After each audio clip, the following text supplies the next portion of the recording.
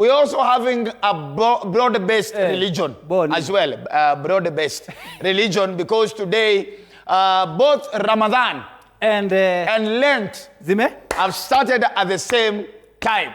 Kila kitu ni broad-based. Kila broad-based around here. So, of course, to our Catholic brothers and sisters, happy Lent. And of course, katika kwa ndugu zetu wa Kiislamu, tunasema Ramadan mushkil. Nini? Ramadan. Happy Ramadan, all right? Na Waislamu tunawaomba sana sisi kama ndugu zenyu wa Kristo. Sisi hatujawahi wasahau siku ya Yesu wetu kuzaliwa. Hatujawasahau siku ya Yesu wetu kukufa na kufufuka. Krismasi. Lakini nyinyi siku hizi mmeanza tabia za kichoyo. Lakini kana kwamba zote zimeshikana. Yes.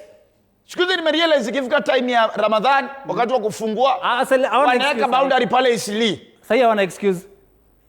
Tunakula pamoja. Easter versus basi. Na sasa hivi mtajua Wakristo wa ukweli kwa sababu kutakuwa na jivu kwa forehead. So of course, ladies and gentlemen, we just want to say to all our Catholic brothers and sisters, of course, happy Lent, and of course to our Muslim brothers and sisters as well. For this month, please call me Abubakar Suleiman. Abubakar Suleiman, na pia kanzu yangu ndakuwa nikivaa. Mimi mtaniita Murtafa Mwangi. Tafadhali pia ijulikane kwamba kwanza mimi ni Abubakar Wepugulu.